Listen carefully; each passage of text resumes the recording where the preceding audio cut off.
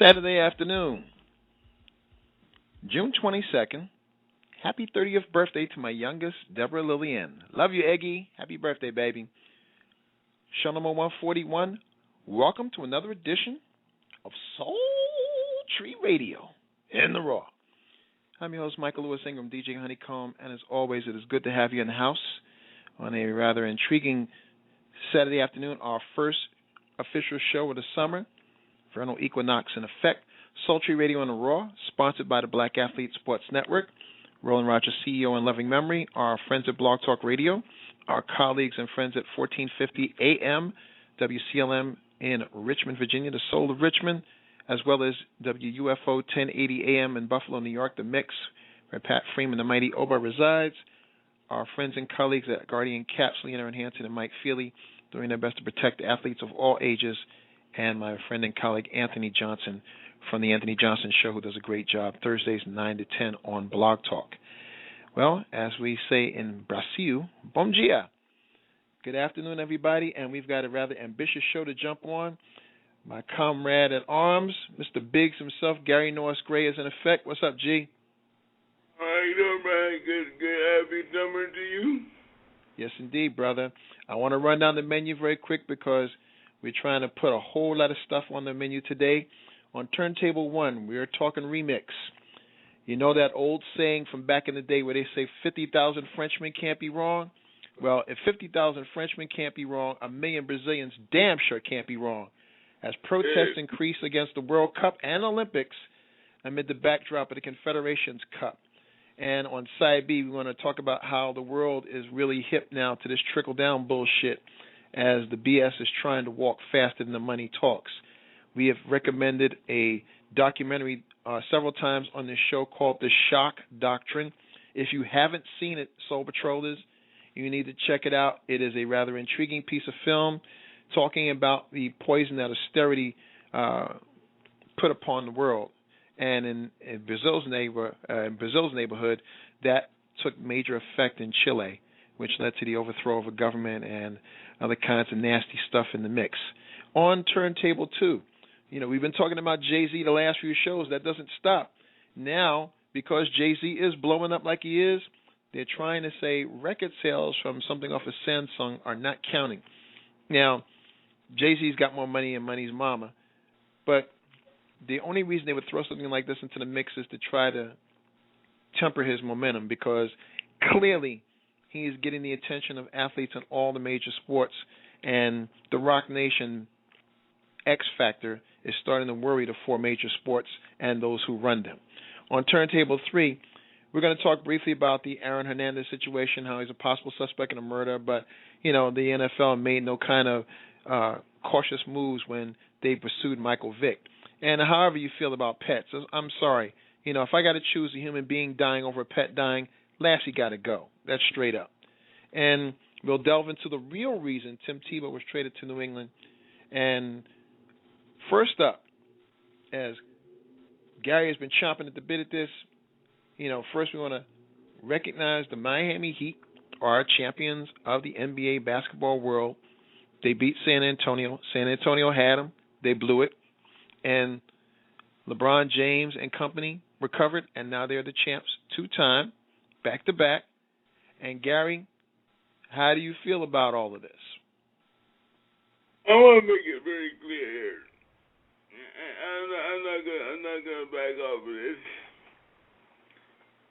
Don't get it twisted. Mm-hmm. I like the San Antonio Spurs. I'm getting tired of people playing with LeBron James. The guy's a gamer. Mm-hmm. Personally, I don't like some of these he said. So what? Off the court. I don't care. But on the court, he's the best player on this planet. Yeah, he is. And look, if he plays 10 more years, look out. Every record is in jeopardy. And see, that's what it's like. And look, the reason why all this James thing is going down is because he took millions and millions of dollars from the city of Cleveland. And the Cleveland owner was smart no joke. Yep. But no, we know this. he wanted to play games. So what did LeBron do? He went to Miami. And he won not one, but 2 championships back to back. And we're in 3 in a row. Well, it's more than that, G. I'm sorry, go ahead. So, look, ESPN played LeBron James. Miami might have played him is that he told LeBron, look, we give you an hour show on your decision. And then after he did it, they beat him to death. Sure they did. ESPN didn't tell you that LeBron James gave millions of dollars to the Cleveland Boys and Girls Club. That's right. Say that. And look, let's be real here. The issue is a strong black man looking good. They don't want that. No, they don't. LeBron James is a liberated black man, and that's a threat to America. Well, it's more than that. It's more than that, Gary. Everything you're saying is 1,000% right. You know, they nailed him on the so-called decision, but people forget that ESPN created this shit. They stepped to LeBron and asked him to do this. They asked him to do this, and they thought, yes, it'll be done for charity and all of that. And casually, it was forgotten about being done for charity because they expected him to say, I'm going to stay with Cleveland, and they could play out like they were heroes. Well, you know, there's a couple of sidebars here that have to be talked about. First of all, to ESPN, shut the fuck up. I am tired of your bullshit. And we all are. I want to speak for Gary, but we're all tired of your bullshit because you browbeated this cat. This kid came into the league not even old enough to shave, for fuck's sakes. I mean, literally 18 years old. They're saying, LeBron, please hold up the league for us. We want you to be that anchor. We want you to be John Henry and hit the railroad for us and build the track and do everything else because we're promoting you. We're doing all of this stuff. And in the midst of all of this, and I'm glad whoever the ESPN spy was, I'm glad. Stay the fuck out my chat room. But having said these things, the long and short of it is ESPN was upset that they didn't have the opportunity to savage him again because they make more money. They've become the Fox News of sports. They make more money pissing on LeBron than they do praising him. And they know this. And it's not just LeBron. We're talking about LeBron, Dwayne Wade, and Chris Bosh. Chris Bosh did not score one fucking point in that Game 7. Yet he played a very smart game. He did exactly what he needed to do. He knew he had to stay on Timmy Duncan. He knew the front line was going to be pounding and they were going to go inside the Duncan.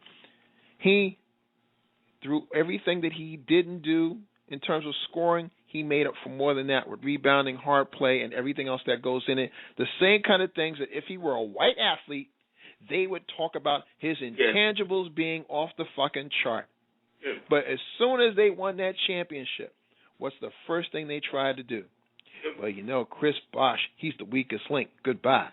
We want to get rid of Bosh. We want to make sure, well, you know, if they're going to get better, they need to take Bosh somewhere else.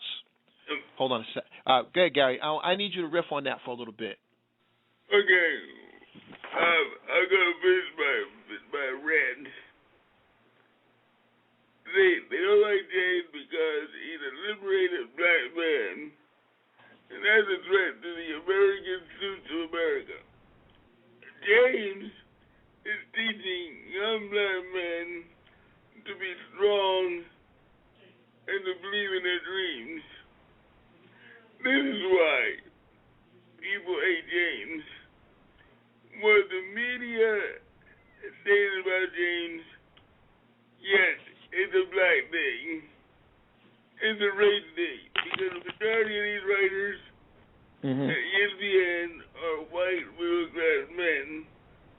That's why I like LeBron James. But it's not... Okay. I'm not going to repeat it again. Miami winning back-to-back titles.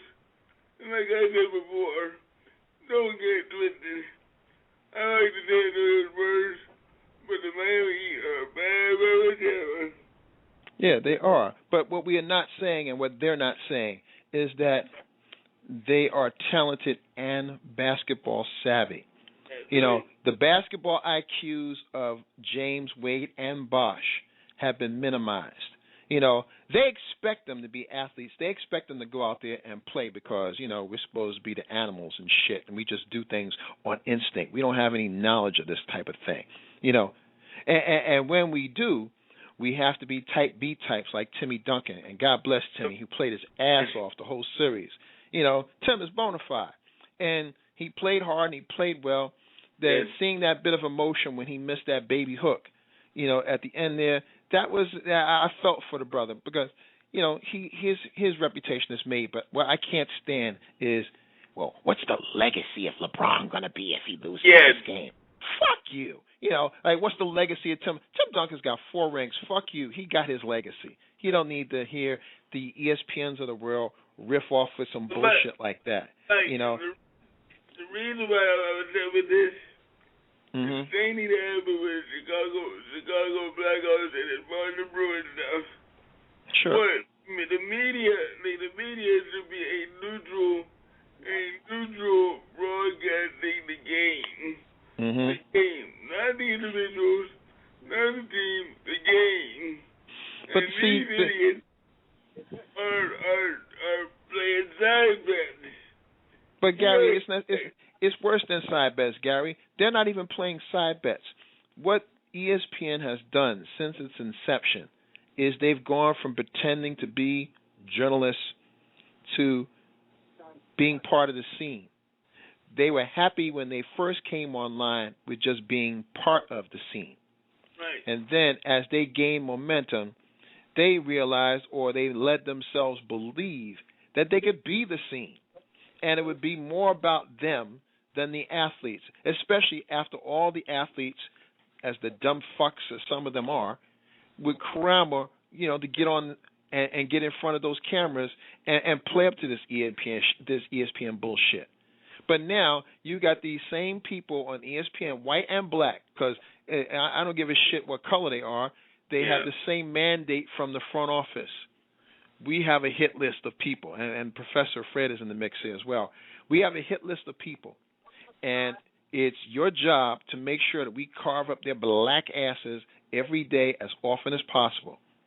Sometimes certain names go to the head of that list. There's multiple names. Some days it's Terrell Owens. Some days it's Chad Johnson. You know, some days, many days, it's been LeBron James because you hit it on the head. LeBron cost Dan Gilbert a whole shitload of money. It's almost like the sports version of Django because he left the plantation. You know, all that money he promised to Miss Ann and all this other good shit. LeBron left. Cleveland's value, I mean the actual value of the team decreased by almost 50% because he left, and it left Indiana and Milwaukee and Detroit and all those other markets in the Midwest, Chicago, without a marquee player that would attract anybody in their market. We had our man Troy up in Milwaukee confirm this in Milwaukee. When LeBron was there, Cavaliers Bucks was a sellout. When LeBron wasn't there, you had crickets filling in them seats. Wait. I gotta tell you a story. 3-4 years ago, when Cleveland came to Oakland, they were selling tickets for $1,000 a piece. $1,000 a piece for one ticket. Anywhere in the arena. Okay? 1 year later, as LeBron left, that same ticket, you know what it was? $50. $25. Boy, we talk about markdown. So when LeBron James came to Oakland a year earlier, you couldn't get a seat. Yep. The day of the game with Cleveland after LeBron left, you could walk up to the window and buy a ticket. Now, I know that's right. You tell me what do you think about that? They know what time it is, and as we bring Professor Fred into the discourse, Fred, we're starting off talking about the Miami Heat and the fact that they are two-time champions. Also, that San Antonio threw away the opportunity in Game 6, and now ESPN has to eat crow because their staff mandate was to say that San Antonio was going to win more because they really wanted LeBron to fail so that they could make more money off of it by browbeating him and say what he wasn't. Because even as he won, they tried to say he was arrogant in saying what he said about being a kid from Akron, Ohio, that he's blessed when he sees that 6 jersey in the locker room. And now that he's won back-to-back titles and he says to the world, he don't care what anybody thinks. That's right. They got their asses bent out of shape. So first of all, good afternoon, and throw something in the pot. Good afternoon. Good afternoon, Gary. Mike. Those you are the only two out here. I'm sure Reggie will chime in before long. Nice ladies. But you all are really hitting on the kind of stuff that I know goes on, and you've heard me say this before. If you're gonna screw somebody, you don't pay players, you pay referees. You can predict what referees will do, and what referees can and will do can be hidden a lot easier than what a player does. You can watch a player short arm a shot or all kinds of stuff. We've seen the flops and all these other things that go on to get called one way or the other, that kind of nonsense.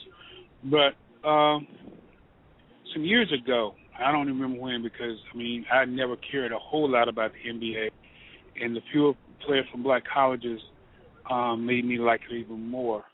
Right. When I saw the level of play on the part of some guys who came from big schools, and I knew there were guys from HBCUs that could play them all the way under the table.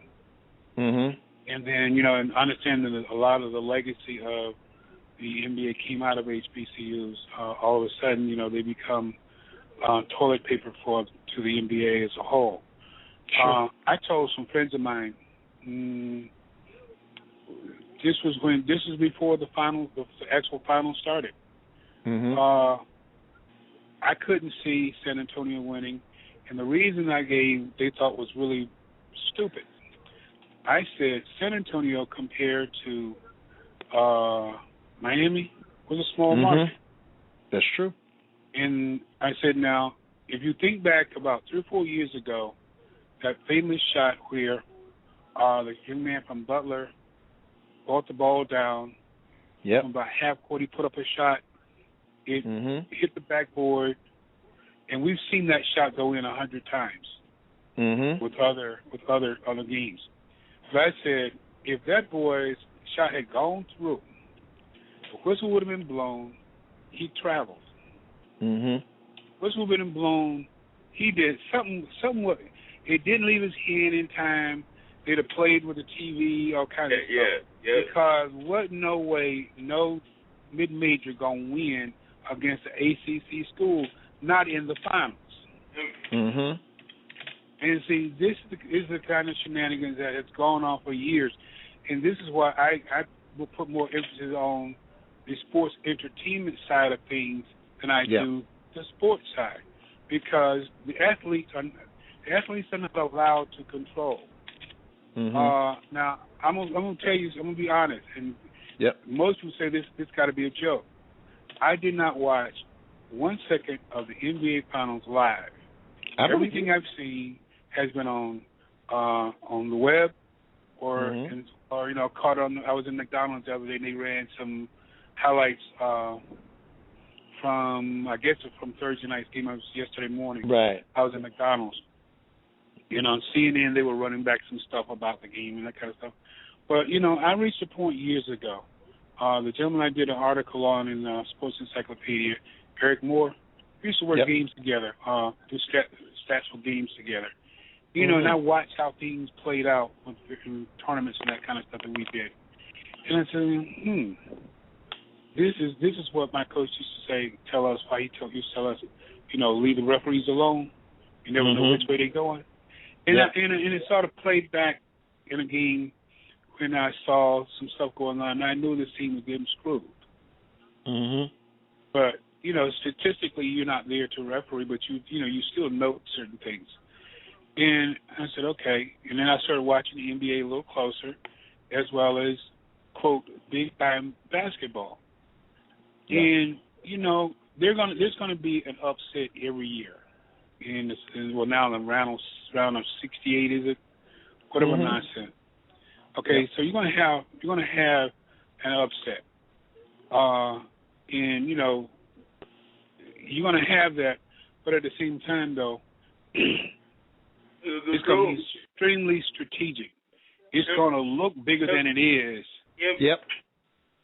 But then when it gets down to where it could really count, all of a sudden, you're going to have an upset, okay?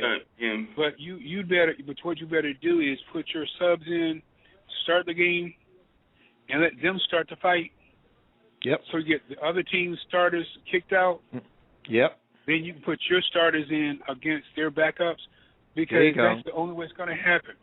This stuff is so cooked. Fred. Gary, hold on, because as Fred is saying this, it just hit me because he's 1,000,000% right. What did we hear in the post game analysis, and emphasis on the anal part of it?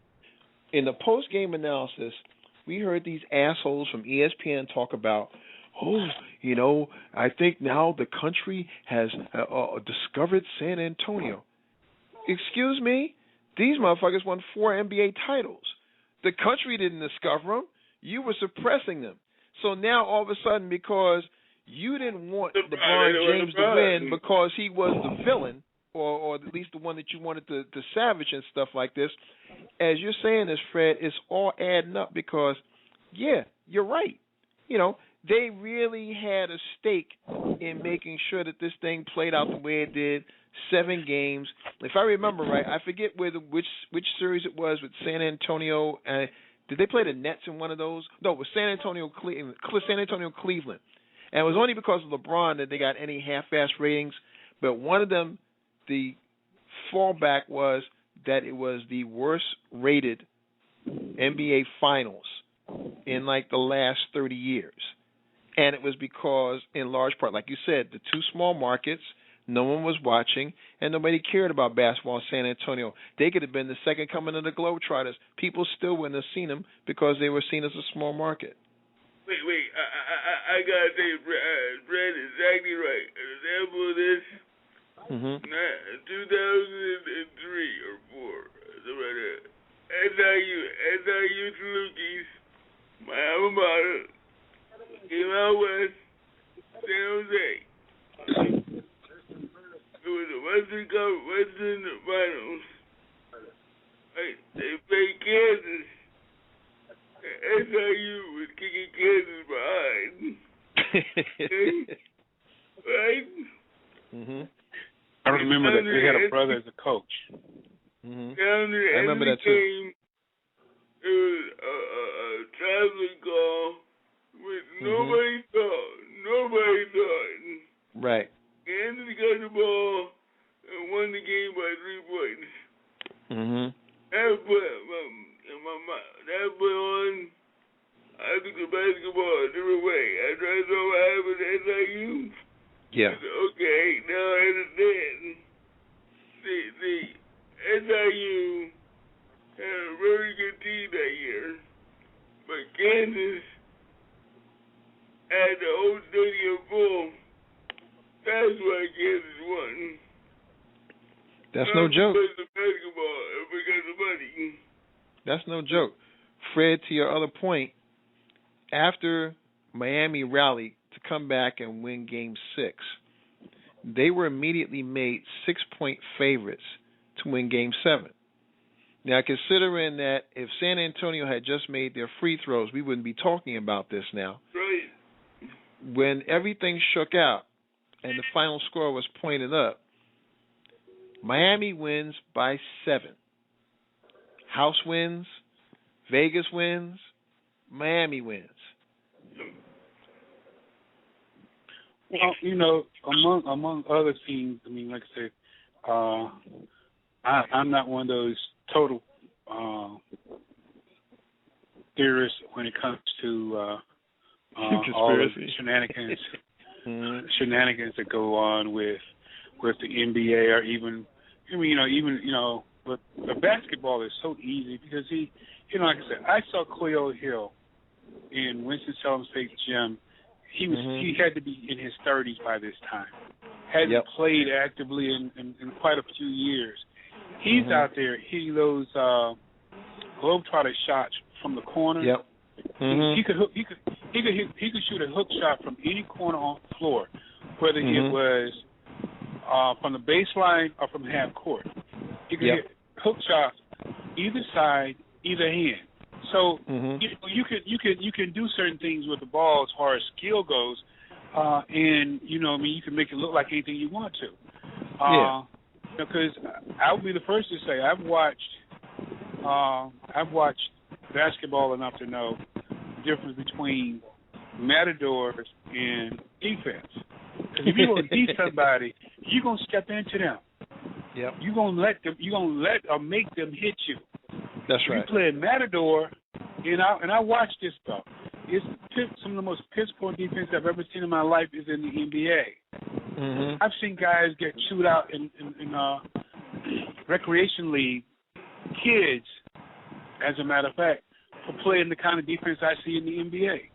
So, LeBron's 6'8", 250 or whatever he weighs. So what?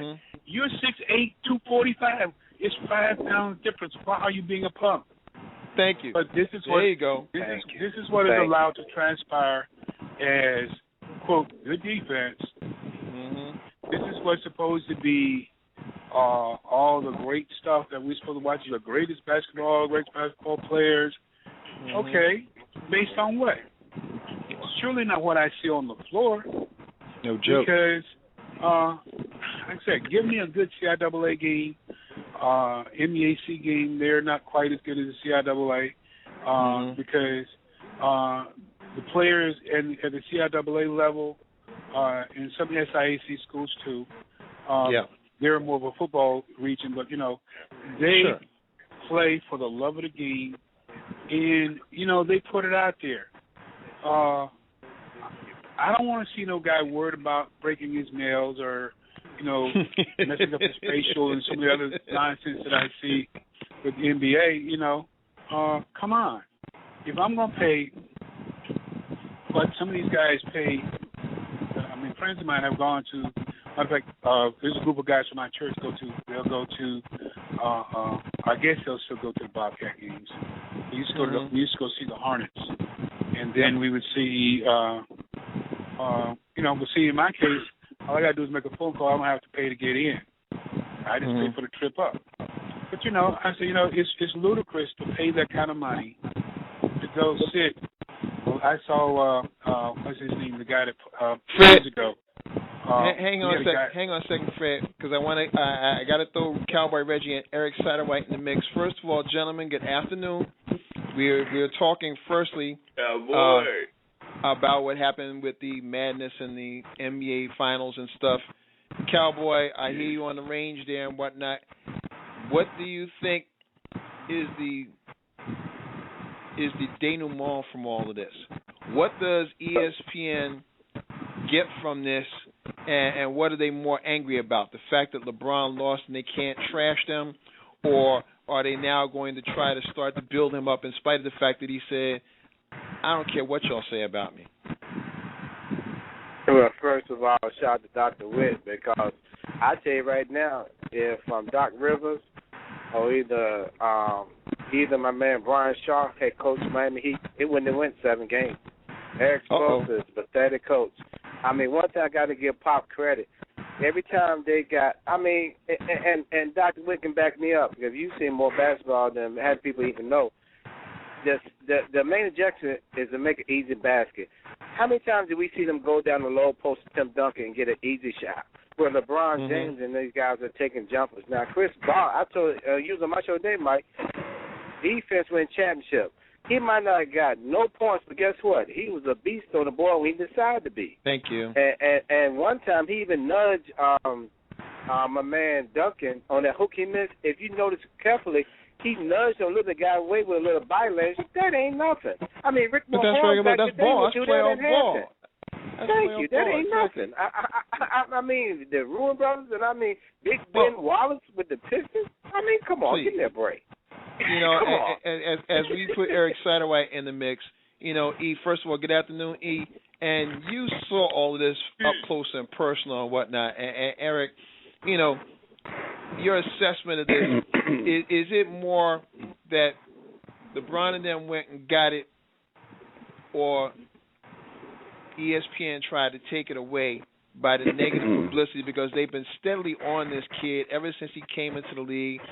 They've made more money from trying to trash him than they have from trying to uplift him. And when he said what he said, was it liberating for him and debilitating to ESPN? Or is there something else going on that we ain't seen that you see because you're out there among these brothers? There's way more going on than what's presented, obviously, as every layer to an onion. It's so fascinating that everyone has their different opinion and view, just like, you know, some people like onion skin, some like the onion core. You know what I mean? Some like it sliced, some like it diced, some like it grilled, some like it in, you know, salad dressing. You follow what I'm saying? There's like a zillion ways to go with that, but the arbitrary point of view is that everyone's perspective in terms of how they analyze it and review it is correct. That's what keeps a person coming back. Be it bitter or great, it keeps the viewership where it's at. And everyone who brings in a different opinion in continues to create the ratings that ABC benefits from by having the second all-time highest viewed game in their history, which was Game 7. You follow? Wow. So by creating all these diatribes and different expressions and everyone technically being correct in their assessment, then that's fine. You know, that's where I come from. But the bigger picture of what translates and what takes place behind the scene in the movement in the core is, when has there ever been a player who has done so much off the court as well as on the court? His name is never on anyone's police blotter. He hasn't gone through multiple divorces. He's not on paparazzi, you know, with the womanizer, black, you know, athlete. Or he can't think past his, you know, lower brain cells capacity that we see so often. You know, you see a player who, by the time he was in ninth grade, was on the radar as someone coming, and he hasn't disappointed. And yet they can't break his willpower, because the real power of LeBron James is what comes from within, and how he executes without is just a manifestation of his inner strength. So as they chop him up and dice it and slice it so many different ways, everyone wins rating-wise, but the problem is it comes down to control in one essence. You know, there's a lot of other details. I'm certain there's other subject matters you'll bring up in the conversation in terms of who your representation is and who's trying to get into NBA representation, things of that sort going forward. But, yeah, it's way more going on than that per se. And then as far as the competitive portion and what takes place, sometimes, you know, you get a talented individual, whatever the capacity may be, that you really can't do anything with. I mean, I've seen you know, a lot of great players, been exposed to them, you know, interpersonally, off court, in the court. Have had all various communications with them. Have watched them worked out. Have had conversations where they share a lot of personal situations that take place because they can understand this, you know, right to privacy concept. And all the players in terms of on-court production, Jordan at his peak, you know, the Magic's at his peak, some going into the 70s, seeing the Reeds, going to see Chamberlain at a younger age, and this, that, and the other, by just trouncing around, you know, knowing what it's like to sit at the table with Will Chamberlain, Sonny Hill, and someone, you know, my father, and this and that, and the other follows, and exchanging hoop dialogues. And from the brilliant basketball minds of, you know, Coaches McLendon's, you know, sat down with Wooden, Knights, all these type of individuals. There's one common thread. And one thing I can say individually and personally about LeBron James, there's never been a player like him. He's not a person you can compare to. He's not Jordan. He's not Magic. He's put down his own blueprint. And until you see the foot speed from end to end that this person possesses, as well as the power and strength, and still be able to pull up on short notice and still have touch. He can power you, didn't have enough finesse at the rack to put, you know, touch on it. Really inconceivable how you coach. And then at the same time, he's been mentioned by many as just being one of the smartest players. I mean, when I seen him play at 19, his rookie year, was blown away with his understanding of where players were on the floor and how he could deliver the rock. Hey, Eric, I got a question for you real quick. I apologize for my cutting in, but okay, no, we all We're know all the good. situation in Cleveland when that lowlife was dating LeBron James' mom. I always wonder why, and they always said something about Tim Duncan is supposed to be coming out. Again, I'm not trying to be tabloid like Jerry Springer, but they said that allegedly Tim Duncan will be coming with a nasty divorce where he's supposed to cheat on his wife, whatever. But it was vice versa in his story. Oh, okay. But getting back to that situation with the lowlight that was dating LeBron James' mom, we know she had some problems and everything. Allegedly. Oh, allegedly? Yeah, allegedly. Yeah, so allegedly because right, allegedly. And see, that was a rumor that's really never been confirmed. Okay. The problem is that when you socialize amongst players and you go to social events with players, and the mother's like a touchy-feely person, which is not really prescribed to being someone, having sexual relationships with an individual. You follow what I'm saying? And so I would say that until someone can provide videotape and both the people involved say, yeah, this actually happened, it's got to be, allegations at that point. But that was drummed up by media persons. And that was drummed up, and then the people who did not want to, the people who did not want to report it were the people who put it out there. So if there was a network or a station that says we don't want to cover it, then that was the network and station that put it in play. We started it. That's exactly right. We started that shit. You follow me?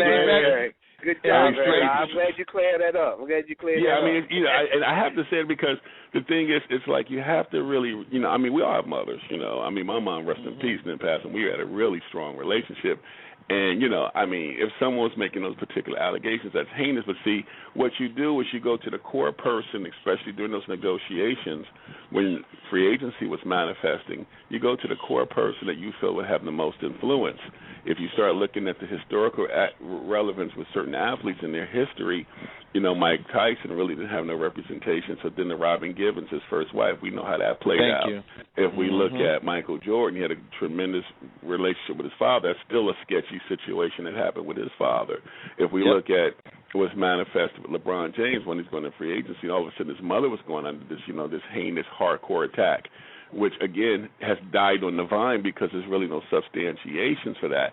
I mean, things like that, the way, the young brothers play it out nowadays, especially like in these hip-hop parlances where there's, like, money in play, they use these terms called shots fired.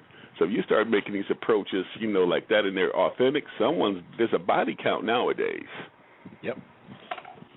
A real body count. And, you know what I mean? And in that spirit, I want to bump back to Fred because, Fred, you talked about the finances of this always, and we see and we know the mouse sees and everybody else sees that because Miami won and how they won, immediately they start the propaganda towards, well, can they three-peat and what they need to get rid of.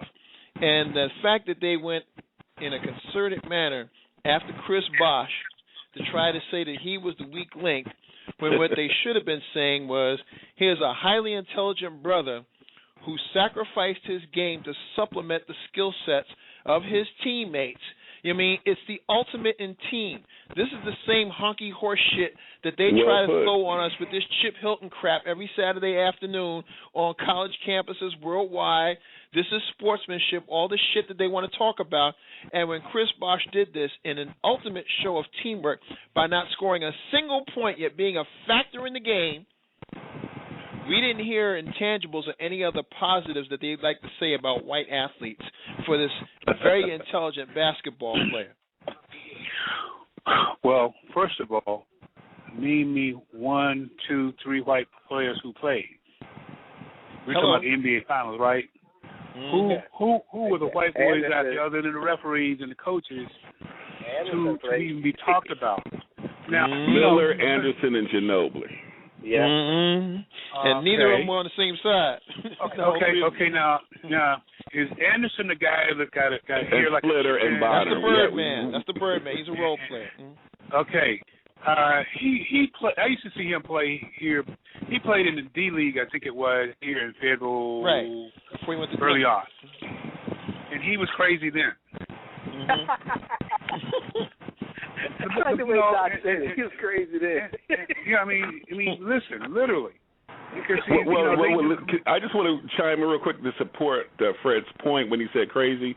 The reason why it didn't work out for Anderson in Denver, he was under investigation for intercourse with an underage girl. Go ahead, Fred. I thought it was a drug thing. That was the first one. It was a drug thing prior to that one. Probably that, too. Both of them. But the reason why he was let go at Denver, where he had some value off the bench, is he was under investigation for underage sex, as they call it. Mm-hmm. Yeah. Plus, you were in Mormon country up that way, so Yeah.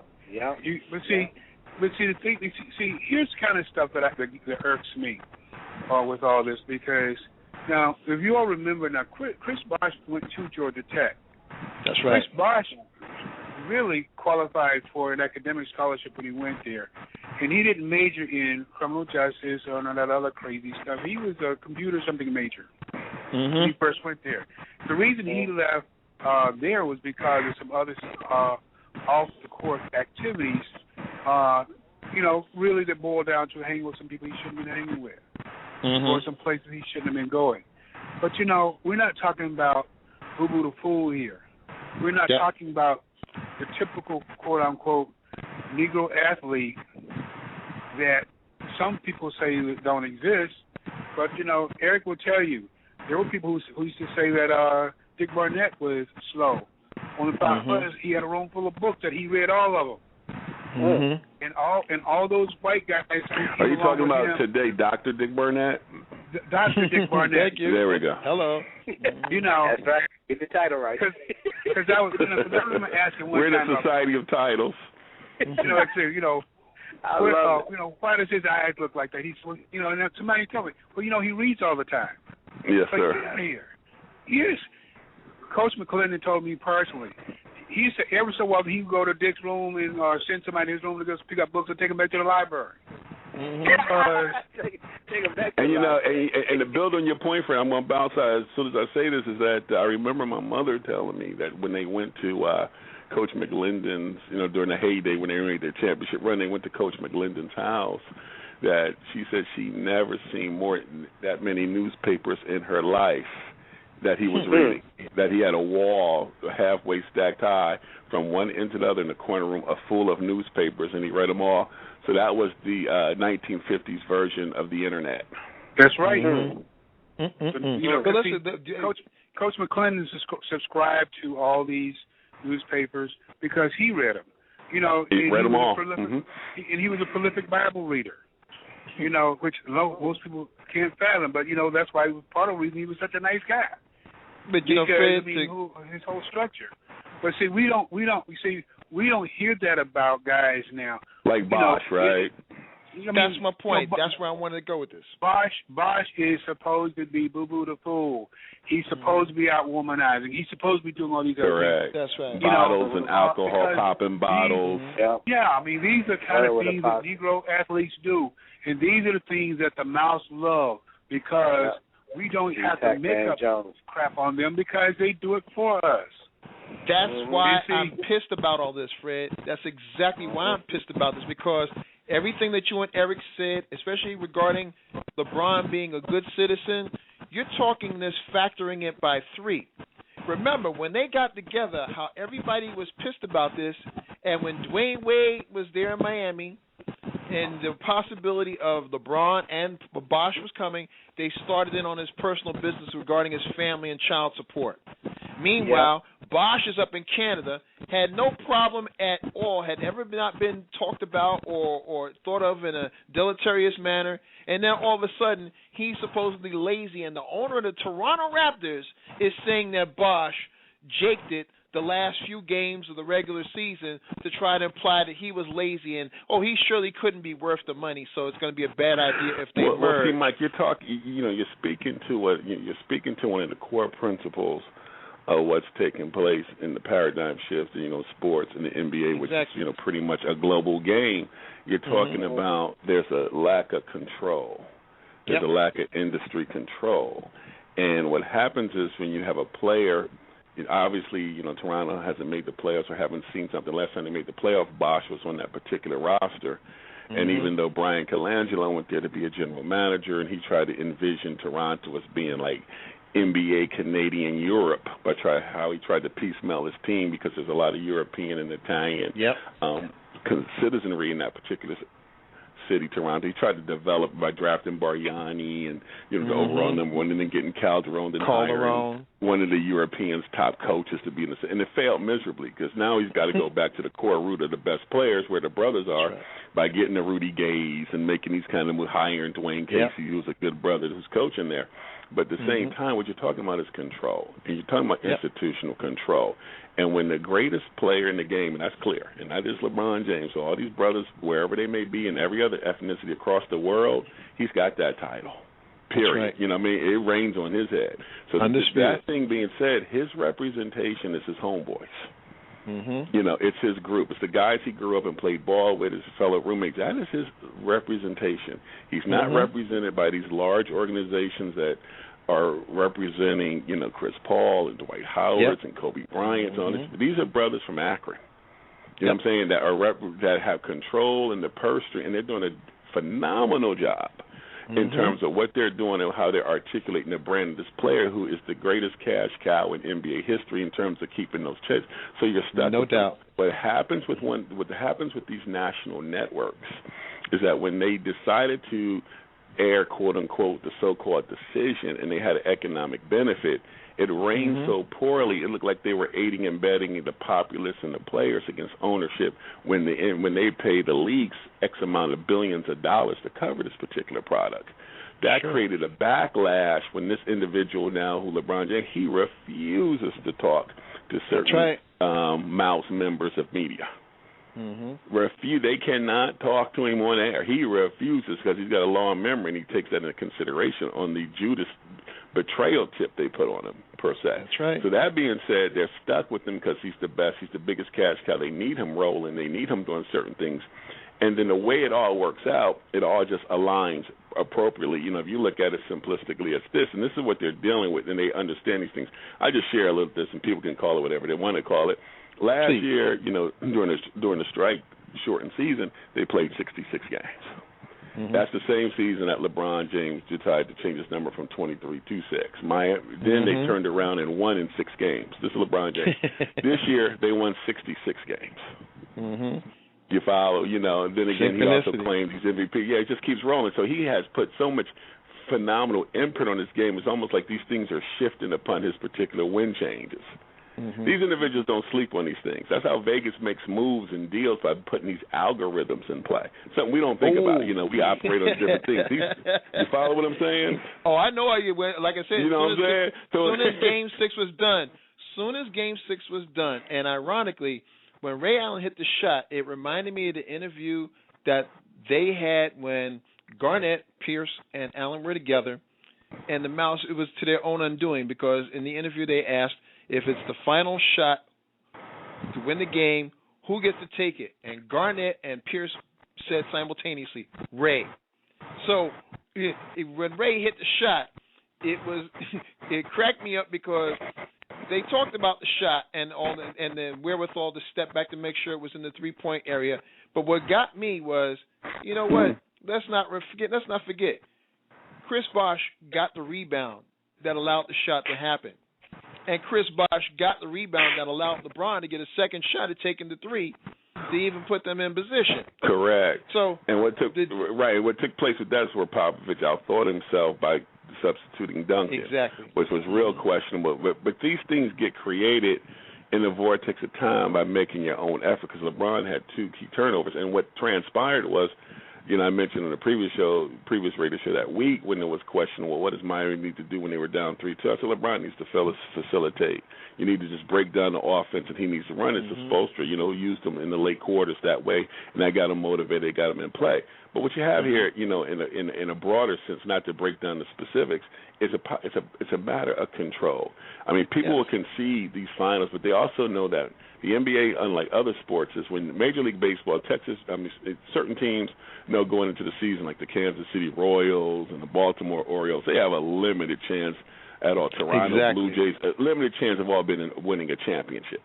They know going in is pretty. The NBA is primarily built specifically on going for titles, because it has an economic cost effectiveness that not only with the merchandising and the viewership and the broadcasting rights and the global audience, because the NBA Jack doesn't really care so much if the United States really gets some support, because they get so much of a global feed coming. Exactly.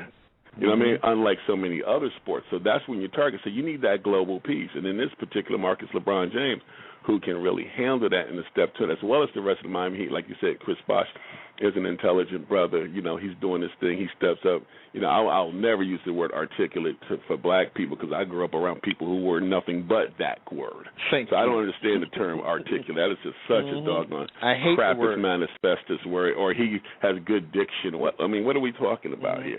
You know, I mean, those are the things I resent, you know, more than anything else, is when they try to mental calibration. Then you have like Dwayne Wade, who's decided he can blend, you know, trying to create, you know, some kind of fashion scenario, which kind of got him caught up and twisted when he wasn't playing well.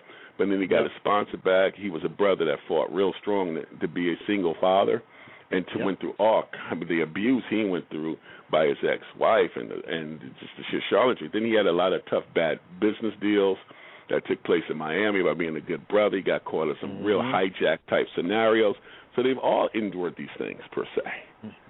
Most definitely. Professor, throw something in the pot, if you will. I didn't mean to cut you off before, but you know, everything that Eric touched on goes back to what you said. The league is top heavy, and markets dictate only a certain amount of folks are going to get what they want from the league. So the window for the San Antonios of the world was thin to begin with, which is tribute to Pop's coaching and Duncan and some of the other ways and teammates and the way they play. But it seems like they all know that there's a losing undertaking from the word go. Well, you know, among other things, you know, back to the conspiracy theory, of course, among the things we got to look at is, you know, we've talked about the mouse and all that kind of stuff. But, you know, what role does Nike play in this? Now, was it me? Was it an illusion?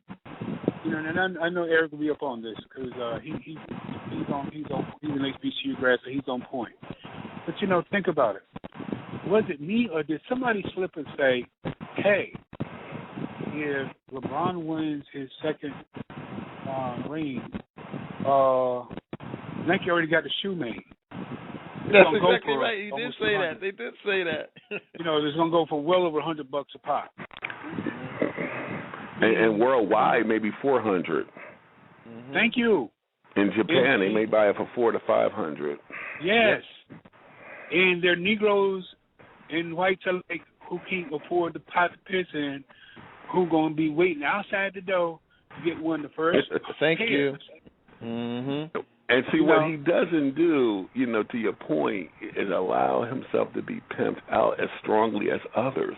Because one thing you heard Irvin Johnson, you know, who some people call Magic, I'll call him Irvin, make a statement where he stated, how come we don't see LeBron in enough commercials like we see Michael? Because he pumps his brakes.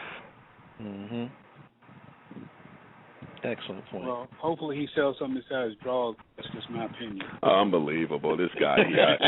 Oh my God. I mean, I'm still trying to figure out. I'm trying to still figure out that Heil Hitler mustache in one of them. Oh, no joke. But I'm way past Republicans sell shoes too. Gary, you know, Michael Jordan did go to Carolina. They do some things to black folks that's not necessarily all that cultured. So. And see, Michael's one of the people who gives people like Dean Smith the credit for the four corners when four corners was being played before Dean Smith got his first job. So, you know, come on. Well, you know, Dean Smith was an assistant coach at Kansas, so, you know, we know who attended the University of Kansas. Naismith created it, and who came before him and who laid these systems down. Then he, ironically, also ended up in North Carolina, where someone also had laid down North Carolina basketball at all kinds of levels, from collegiate to high school. So, interesting parallel. Most definitely. Well, who also worked with Dean Smith's father. Right. Gary's got to. Hold on, guys. Gary's got to prepare for the code. So, G, I want you to throw something else in the pot on this before you step, but also give everybody a preview of the code at 4:00. First, thank you for coming into Soldier Radio to Raw. You gotta make it real. This is what about. My show today will be about LeBron James and ESPN, and you guys will continue. Also, the widening of NCAA baseball. Once again, we are in the World Series and 14. We only have 3 brothers on the field. College World Series. Mm-hmm. So, yeah, I mean, today, there we go. 1 p.m., 646, 727 minutes for now. We come in and talk. All right. Cool. Thank you, brother. That's the right, Great Upper Cove at Take 4 care, o'clock Eastern, 1 p.m. on the West Coast, 727-3649, the hotline for the Cove. We'll be discussing more of this LeBron James aftermath with the NBA. Eric, while I got you here, brother, you know, you brought up the point of control, and it was important to realize in the midst of all of that, Jay-Z was doing some very effective campaigning, talking about his latest projects and all of this, and on the NBA's dime, because they were doing it in halftime. And as we're saying this, you know, from the time that the game started for the finals till they ended, he secured the rights to Kevin Durant, arguably the second most marketable player in the league. So, to this control metaphor that you just talked about, here you got the most popular and most marketable brother out of their hands. And now Jay-Z, although not in a similar paradigm, brings an X factor that they weren't looking for because they didn't expect this kind of impact from him too soon, if not at all. What's your mindset on that? Yeah, I would. Yeah, I will. I will strike this one up to reverse engineering. Okay. And what I mean by that is that when you engineer a vehicle or something initially, right, say, you know, you're putting together a vehicle, then, you know, it's pretty much you blueprinted, it's formatted, whatever it may be. So that's already in play. But this is more like reverse engineering, where you take that same vehicle, and some people may call it pimping their ride, you know what I mean, or just flipping it. You follow what I'm saying? Yep. This is more like reverse engineering, and it's not. To me, it's not a, you know. And I know you're presenting it as a newsworthy fact, and then there's others out there who are looking at it as a celebratory fact, and it really isn't. Right. It's about identifying someone with a blueprint into a community that may have grown up with some level of influence. In other words, if I'll use this as a general term, if I'm a musician and, you know, I was the hottest person in the game, whatever my music format was, and I had a great listenership, and then the life of that dies because you can't continue to manifest that economically any longer. So then I'm also allowed to play in, and I start breaking bread, and I'm partying with, you know, New England Patriots owners. I'm, you know, eating steaks and cheeseburgers with Warren Buffett, right, you know, and things of that sort. That means that I've been indoctrinated into that particular club as someone who has an inroad to that community, and we know the $1 trillion economic force that is the African-American community. But all of a sudden, my role starts slowing. You know, I mean, you know, it didn't really work out to be a part owner of a team. It really didn't work out. The music thing is flipping. You know, I'm not really an actor. I can't go Will Smith. I can't go to these megalopolis levels, but I do have an inroad. And so if I'm a league aficionado and I already had a person within that particular domain, and now I want to reach out to athletes who are looking to be a little more intellectual, who are looking to be a little more mentally strong and developing their minds, who want to read more, who want to do reading workshops within the community, who want to invest, who want to work and cut deals with the burgeoning markets in China, the burgeoning markets in India, and have a global perspective per se, then they just really need someone with an elite mentality. Then I want to make sure I control. So I send someone who has already a marked influence within that situation and try to parlay them as a person that's going to sell, that they can take a person to another dimension because they're fledgling, but he's also was once ours. But he fits the motif because we were adopted. So this is a reverse engineering situation. Mhm. Oh, well said. I think the fact that it is reverse engineering comes back, Fred, to where we said they really didn't expect this. He was an X factor, and now that he has signed Kevin Durant, you got to go down the list. Who is left for the league to market? Now we know Major League Baseball, they want to get away from the steroids, so they want to promote the apple pie mom nonsense, and they have white athletes like Bryce Harper and Mike Trout, to pump up as their models for the league. The NFL, they do it with quarterbacks, preferably white ones, to their mindset. The National Hockey League, they're going to have their own issues as the brothers become more and more prominent. But here with the NBA, we know there is a star system where the stars are black and there really ain't much they can do about it. Dirk Nowitzki has his moment here and there, but for the most part, you can't market without getting the big dogs. Dirk already said he didn't want to be marketed, so that immediately checks him off the list. You got Durant, you got LeBron, Wade's already gone, Bosh is already gone. So who's left to market? That's the question they got to be asking themselves, Fred, in the boardrooms. Well, again, old line. White folks got control issues. Mm-hmm. Thank you. Got to be in control, or they don't think it's going to work. It's just like Columbus discovered America. He was met on the beach by natives. And in white people's minds, these Negroes don't know. I mean, even to think about it now. So one of the things about Jay-Z, among others, that really stick out is this Negro got not old money but big money. That's right. He has residual money. Unless the whole music industry just goes down the toilet totally, the boy gonna get some money. We ain't even talking about Beyonce, none of that stuff. We talking about money he was making before he got involved with her. Money he was making before he got involved with all this other stuff. And see, he, unlike a lot of brothers, and I applaud him, although I never really cared that much for his music because I can't name a song he ever did. But I applaud him for the fact that he's one of those brothers who went out and sought counsel from guys who had money, who knew how money worked, who knew how the game was played. And partly because he went out and did that opened the door, not because he didn't get in the NBA, that kind of said, just because he was a Negro with money. Don't ever fall for that ploy. Somebody, somewhere, among some Jewish finery, had to have opened the door for him to get in.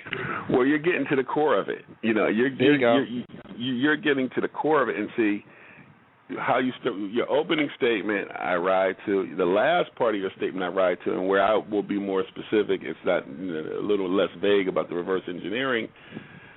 Sometimes you send one of your own who looks like the others into the hood. That's what's transpiring on this one. This is not a autonomous, unique situation. This was more like we got a little more. We got a different group. We've got a more conscientious group coming into league. You have the pop culture blueprint with this connectivity. We'll allow you to be licensed and be part and parcel of this per se because you already paid in the league and then sold out the league when you bought in. If you can now take this next assignment. Well said. This is an assignment. I don't want to make.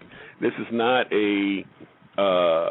Brothers like with our intellect, decide to roll in and get in that particular game, and individuals of that ilk start getting part and parcel with us, and like, well, who's this cat? Who's this individual that's now going to be doing this representation? The first person that did that was Master P, when he had Ricky Williams, who was the Heisman Trophy winner. He was the first tester. When he came in, he just totally screwed up the whole Ricky Williams contract, and we know how Ricky Williams' career went from there. He got strung on everything else, this, that, and the other. It got so bad, Ricky Williams showed up on the cover of one of these magazines we're talking about, the networks we're talking about, in a dress, marrying now one of their announcers.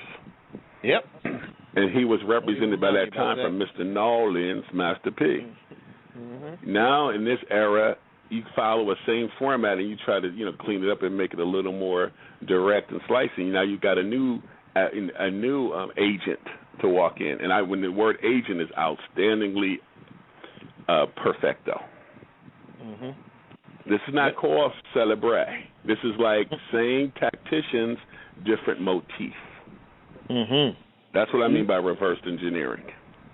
Well said, brother. This is not like part and part. There's a lot of brothers out there who don't have the name power per se. Remember, if you don't have the name, you don't have this representation. That's right. Because your skills and your background is such that you don't have these things. Because you've been part of these particular business enterprises, we all know that the ones who really run into things and pulling the strings behind them are European. Yep. And there's a front face, there's a face on it for the model.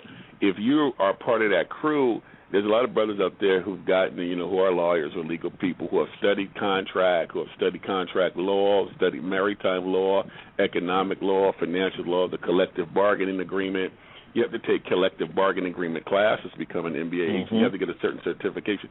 These certifications were given out particularly to the individual without really a track record of those having manifested. Well, surely Jerry Maguire wasn't ready for this type of stuff. That's what you're walking with me. So, in other words, this is not really like out the clear blue, pull off job, and everyone's worrying about the scenario. Because in the NFL, to be an agent with the National Football League Players Association, you've got to have a certain amount of. You have to have a degree. You have to have these certain things like that. You have to have a certain proven education background. In the NBA, this is just a little. They can certify you by just being. You can be called a player agent if you're a family member. And you have a high school diploma, you can go through a certain NBA certification class, and then you can be that player's official agent. Yeah. And you walking with me? You have to look at what it takes. This is a situation where, as it's not really, and then plus because of the celebrity, I give you a case in point. When LeBron James was a free agent, he and Jay-Z, who has been mentioned, was mentioned as well. They got a good chance, him becoming a New Jersey Nets. Brooklyn, when Nets were still in New Jersey at the time, it looked like a good opportunity that he's going to go there. Because of their relationship, they hung up on. Had nothing to do with that. He went straight to Miami, and then Jay-Z was talking about how he was upset about that, and this, that, and the other, because it was a situation there where he could not garner that particular player. So now, Jay-Z had 1% of the Nets. He was able to design the rocket where, the Prokhorov, who was the owner, basically didn't kind of work out in terms of how the Nets were supposed to explode and all the design factors. So then he sold his 1%, and he flipped out to agents, and because of his influence, he started getting different representations, Robinson Cano with the Yankees, but it's part and parcel. But we do not know in terms of what will be delivered contractually, what will be delivered in terms of, more money making ends per se, because we already have that name power. So with these athletes coming up in rise and then looking to do different things and looking to connect, you still need to have one of your conduits who will be part of the control factor, who will still be able to deliver the same message because of your likability factor, because you play both ends. You cannot get in these particular operations without a certain level of compromise. No joke.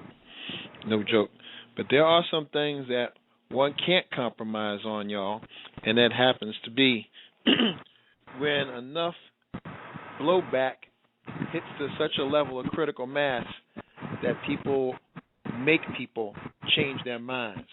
What I'm referring to, as I can switch gears just briefly, is regarding the World Cup issues and the protests that are coming out of Brazil, or Brasil, as the locals say.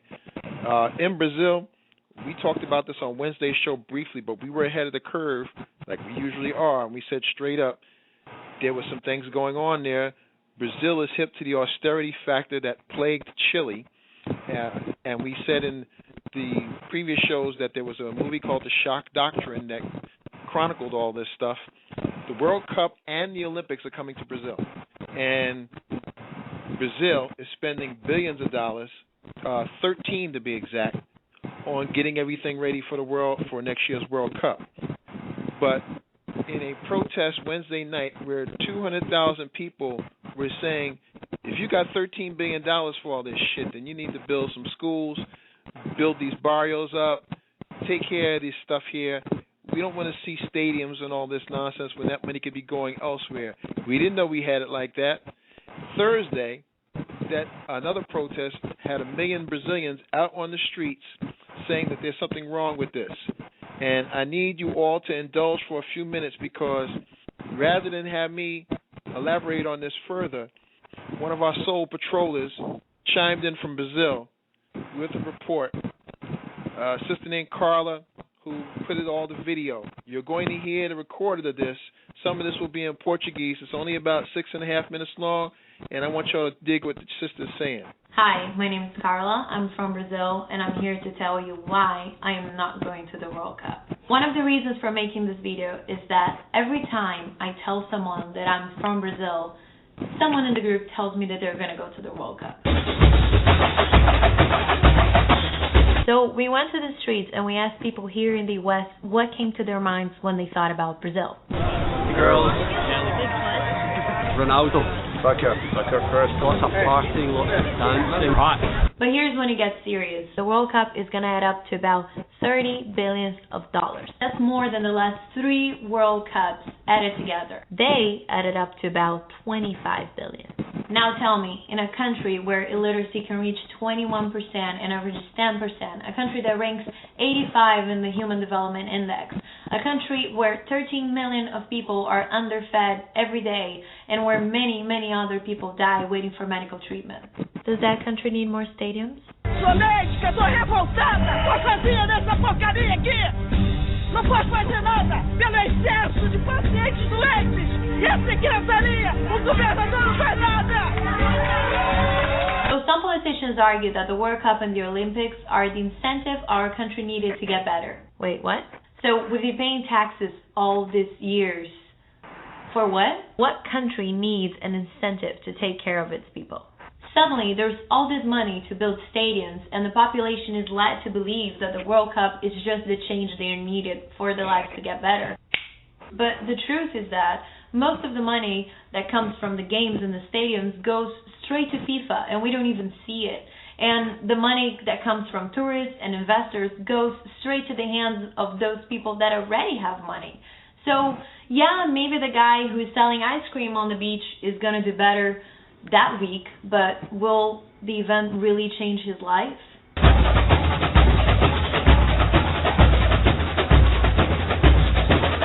There's more. The UPPs, the pacifying police units, are now going into the favelas and taking the gangs away.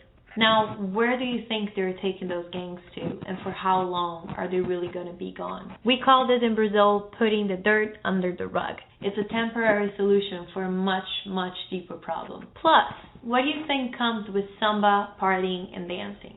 Drugs. And where do you think those drugs come from? Guess. The gangs can quite never be away. There's more. A lot of people are being kicked out of their houses to give space to the Olympics and to the World Cup. Against their will. Their houses are just being marked every day and destroyed. That's how it's working.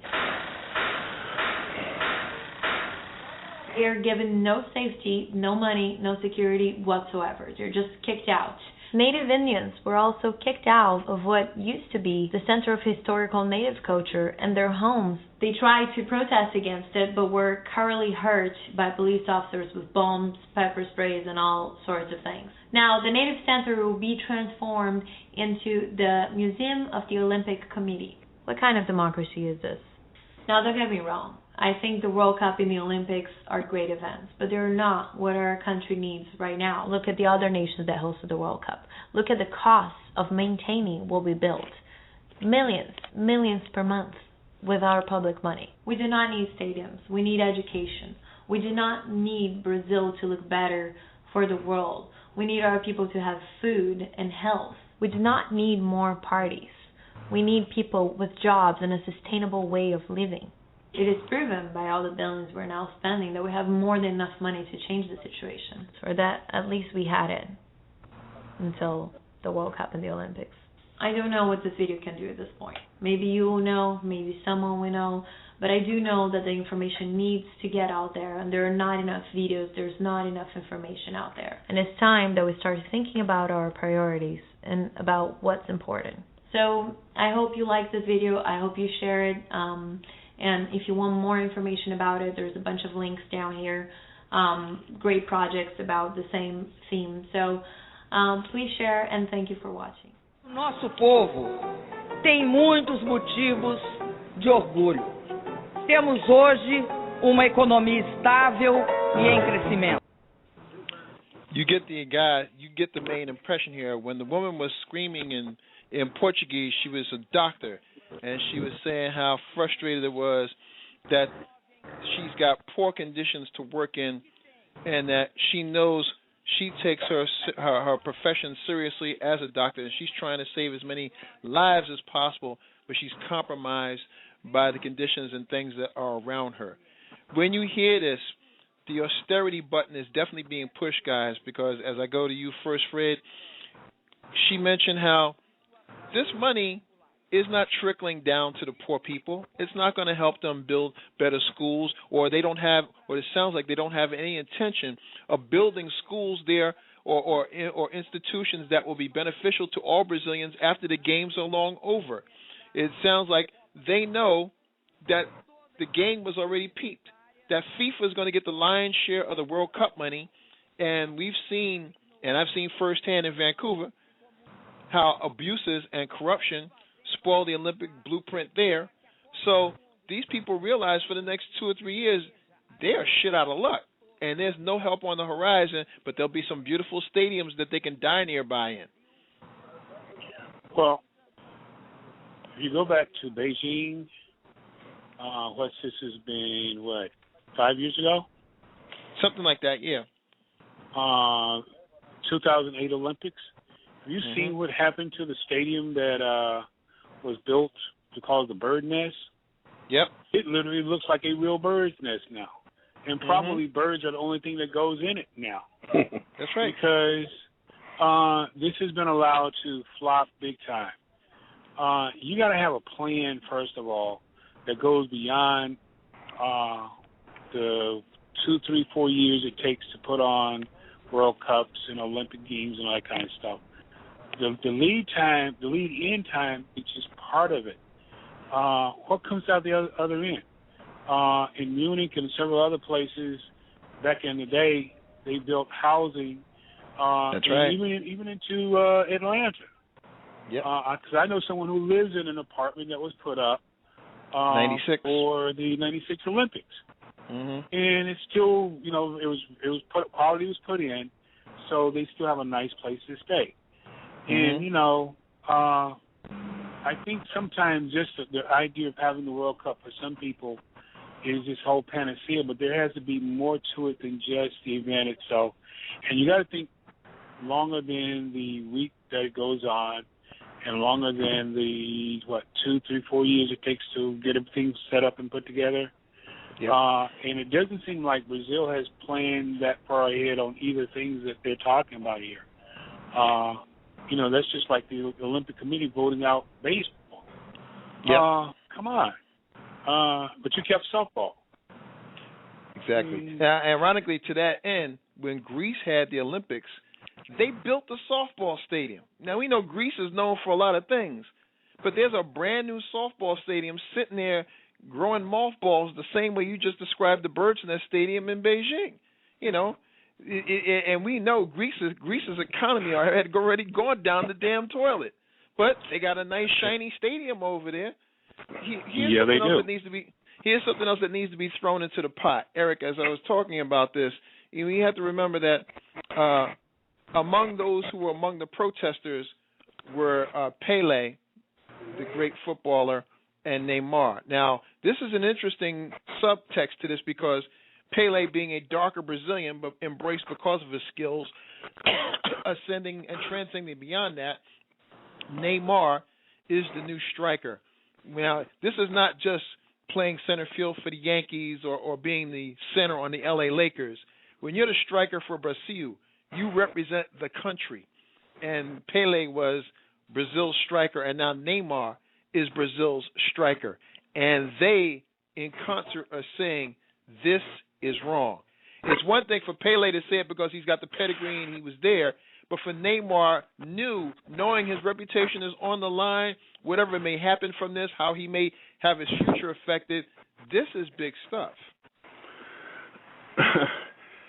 Yeah, I mean, it's interesting, perceptions in terms of the money flow, the bunny pull. Mm-hmm. And what you have is the old bait and switch trick.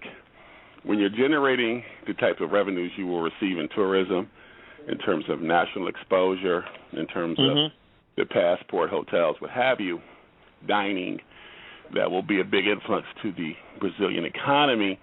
You have to have a physical representation and a physical facade or a physical edifice to show, hey, this is what we've done with your money, and this is what we're doing with why we're raising prices, which, again, is just bait and switch. And the Brazilian people are up on that.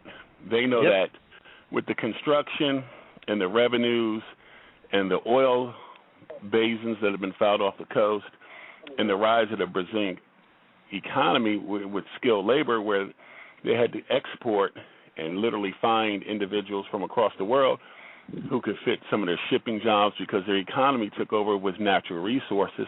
You're talking about a country that has never been engaged in a war. Brazil is one of those rare countries that have never engaged in a war.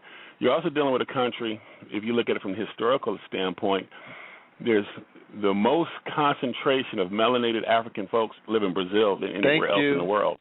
I knew you were going to say that. Anywhere else in the world. Okay? So these are some of the facts you have to, now with the favelas, which you mentioned was what people in America would call the hood, the projects per se. Those are the rolling mountains and rows upon rows of housing where those who follow pop culture, Michael Jackson filmed his They Don't Really Care About Us video ad.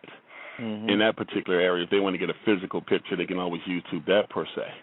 And then she also mentioned the hunger, on my blog spot, which is the metaphysics of hoops.blogspot.com, I documented an article from a global consortium of intellectuals researching how the underfed people around the world will always affect economic development. You will never have an economy when people can't get basic nutrition.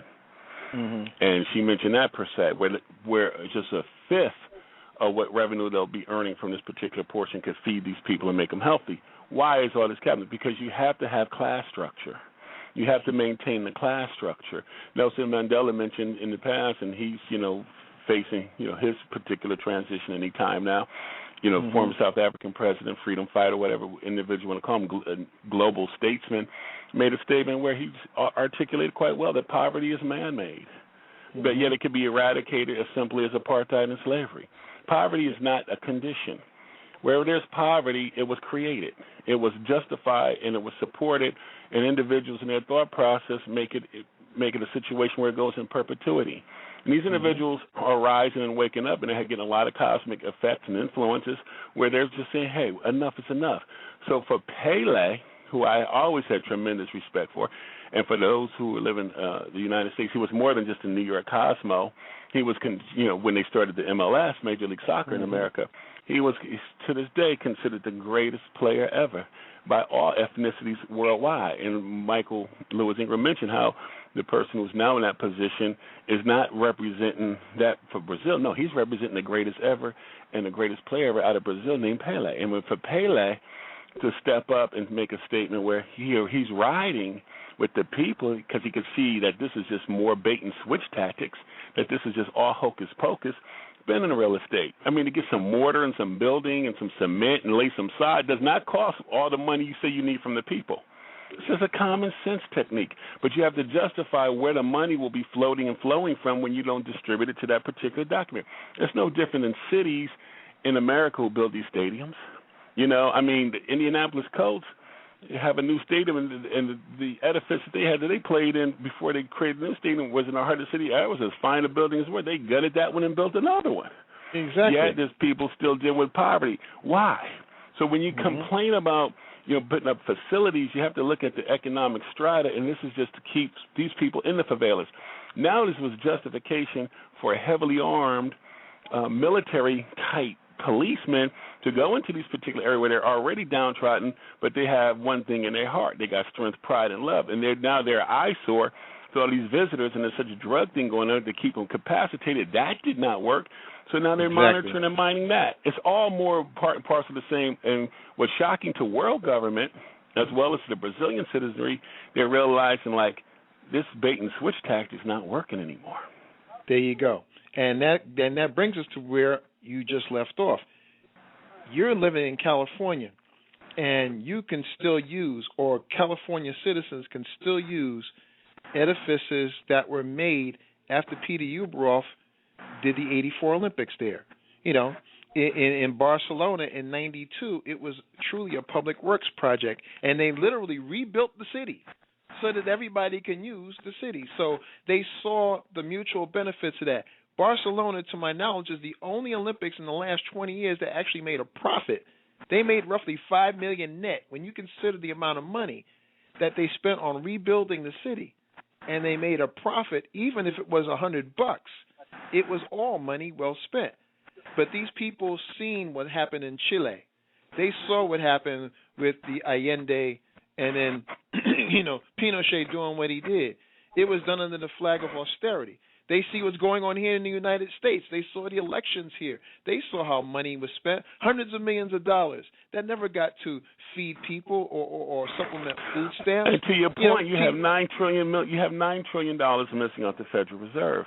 These are bait and switch tactics of justifying money. Now, until you have individuals who, like the lady mentioned, who have the right to just basic health care, has the right to basic nutrition. I'm talking about basic nutrition.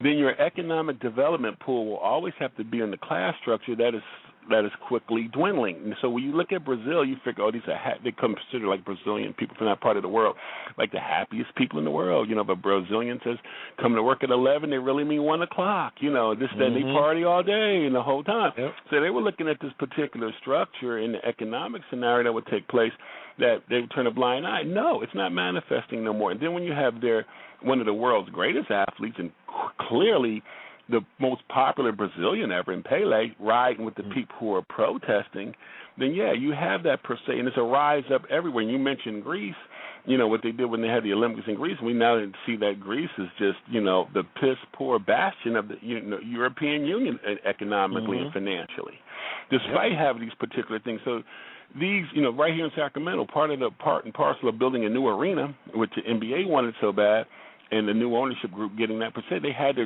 sign off and get public financing, have the city sign off that they're going to build a new arena. Well, they ramrodded that through, but now there's an organization and group that wants to bring that to public vote because it wasn't done with public vote.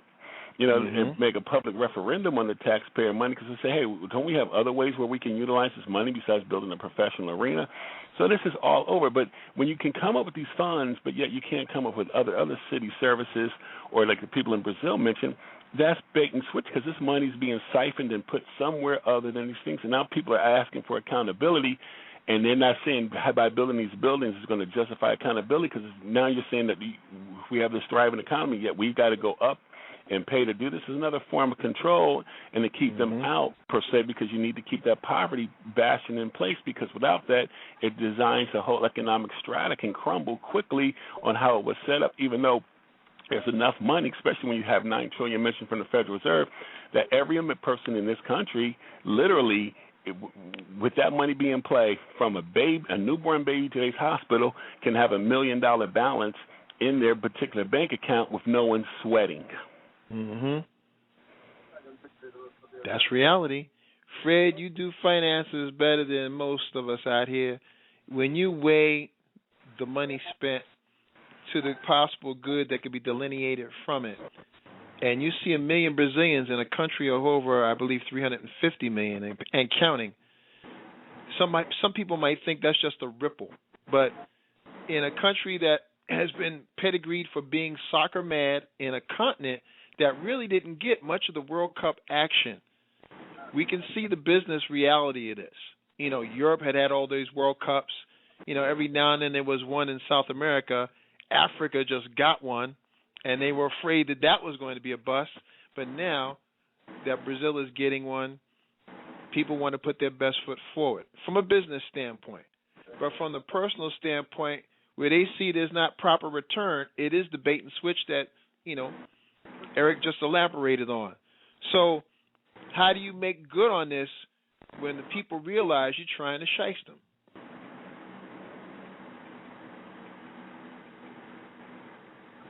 Freddie, you there? Yes, I am. Oh, okay. You know, as I think through this, Mike, I'm going to tell you something. We go back to something I think each of us have touched on this before. You got to have a plan in and a plan out and a plan results.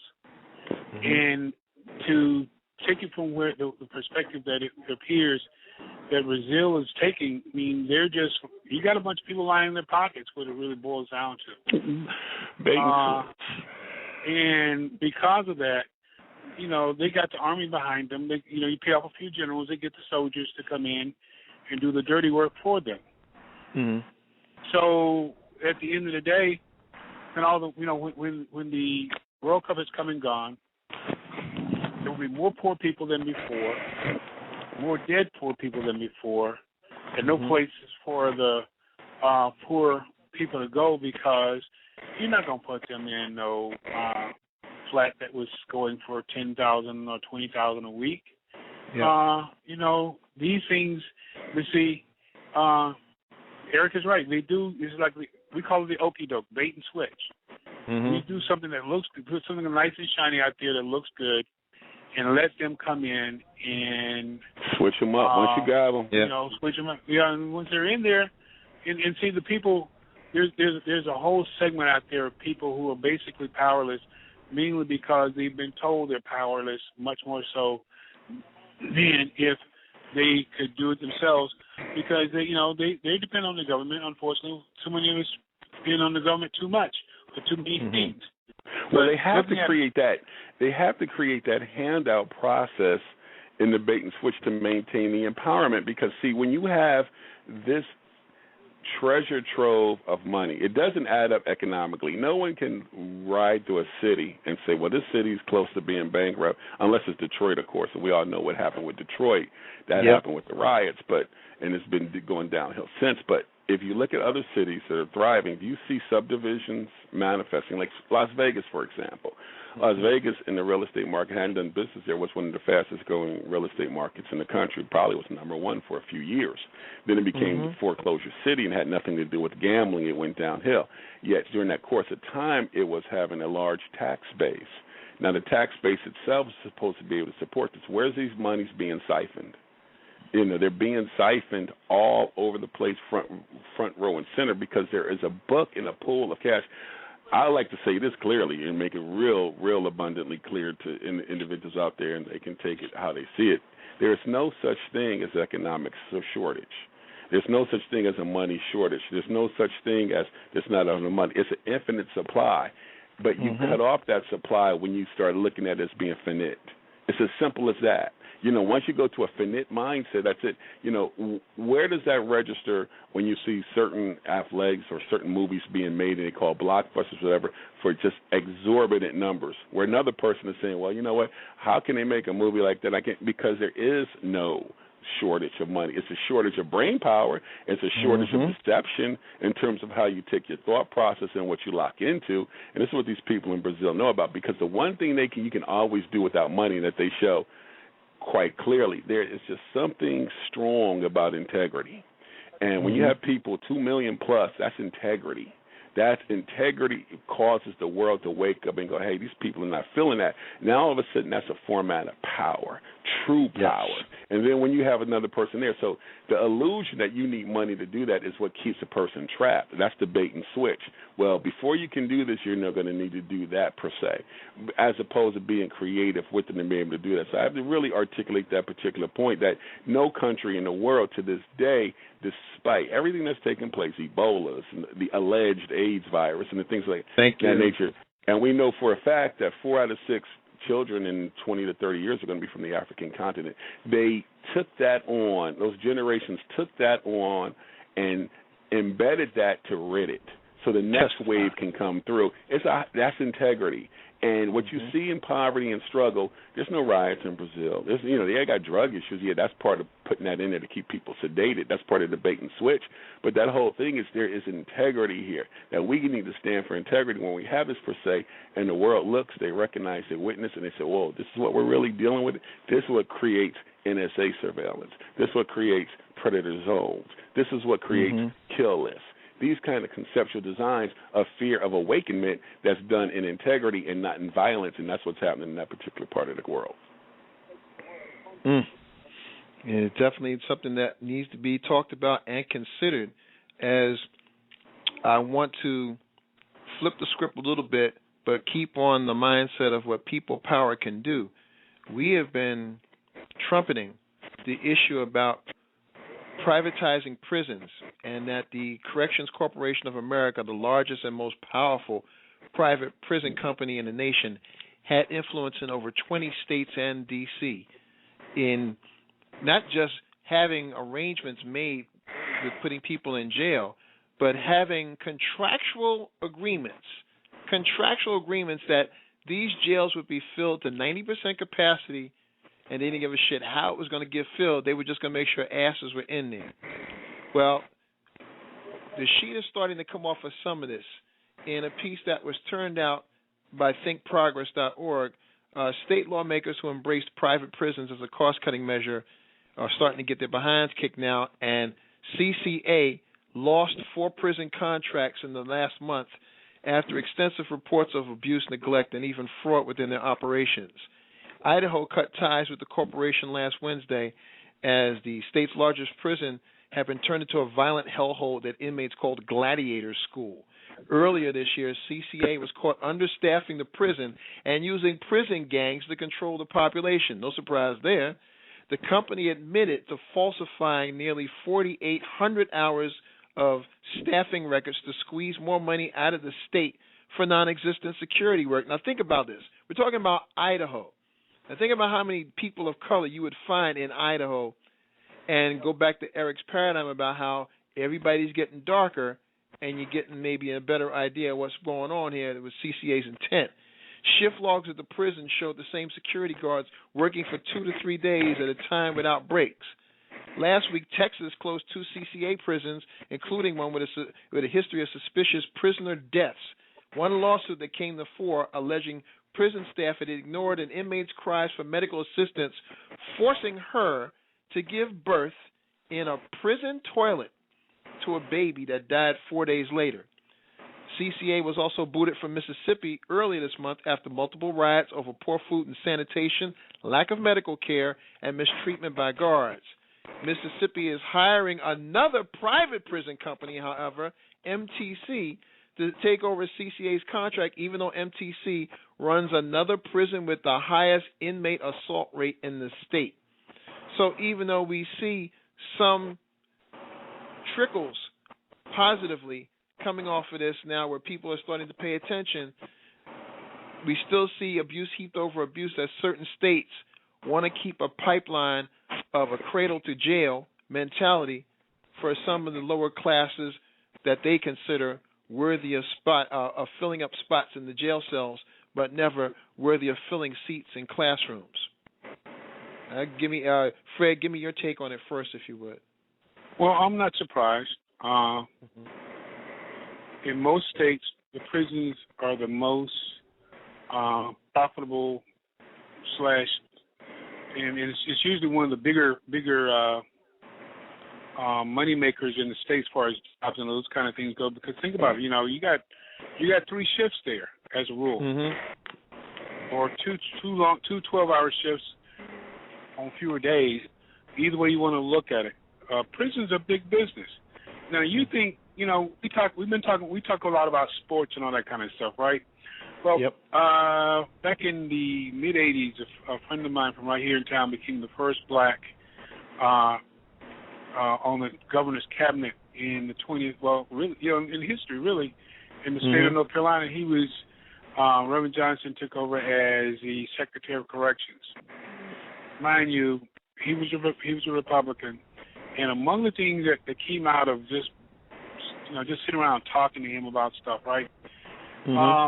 it hit the, this contract was in place 5-6 years before he took over, because Nike was still new boys on the block at the time.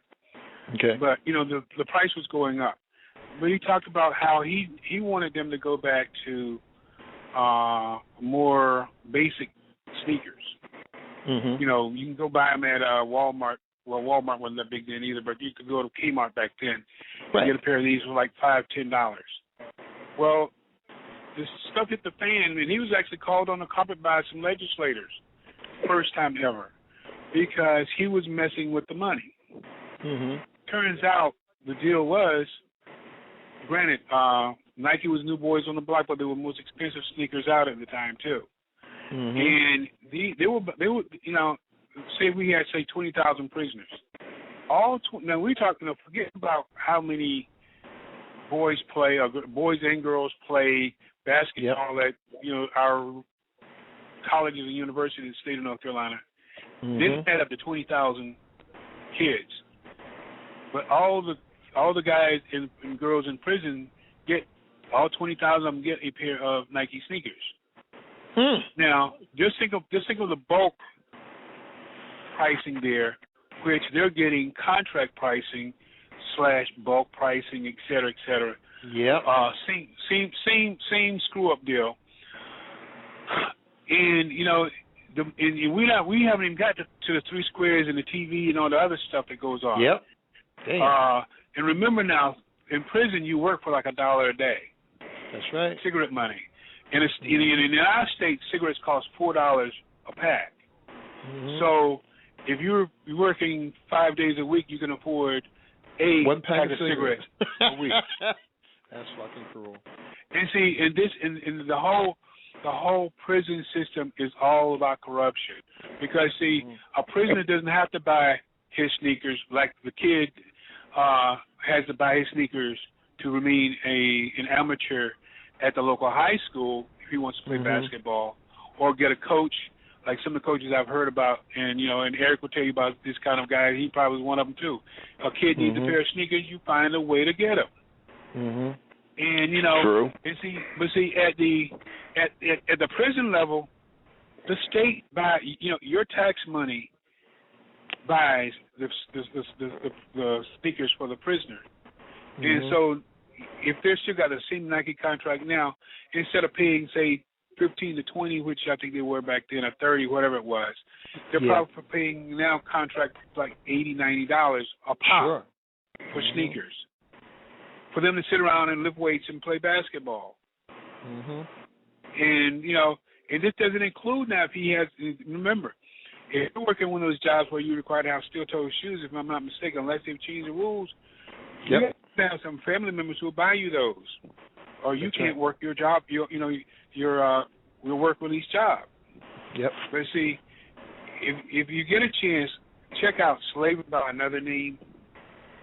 It tells you, it goes into the whole all the intricacies of this whole prison thing.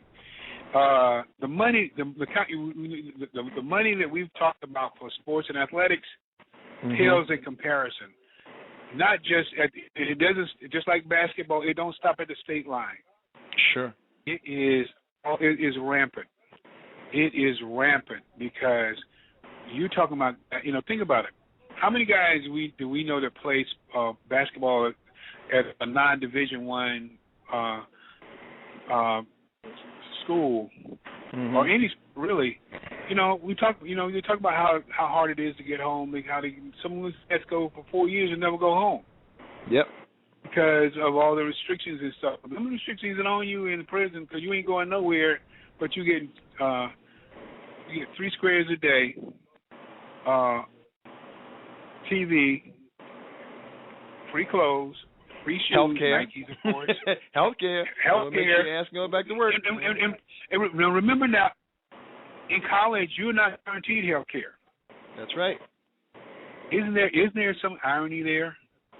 In college, you're not guaranteed health care as a general student.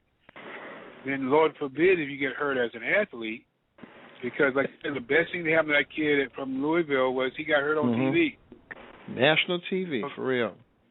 And see, now they've started this whole facade again. Well, Maybe we need to look at 4-year scholarships. Bull, you ain't looked at it for 100 years. Why now? Eric, it's sobering what Fred said, but we know he's bang on with all of this. You include just that sneaker paradigm from what he talked about, and the money is astronomical. And that they would spend this kind of money on these premises, it is scary because people aren't speaking up. And that's the X factor here. You would think this kind of corruption would warrant the 6 o'clock news, and if they're not the 6 o'clock news, 60 minutes, 59 minutes, Nightline, whatever the hell, somebody would have been saying some shit about this, but clearly it's not because it's not in the design. There's so many ways to chop this one up. I understand where the brother's coming from. In the state of California, they take your shoelaces from you. They give you flip-flops, so there's no sneakers in the can here, because they use those for suicide. A lot of prisons will just take, that's where the open shoe, shell-toe look of the Run DMC Adidas, my Adidas days came from, because or sometimes they wore no laces because they take shoelaces from you.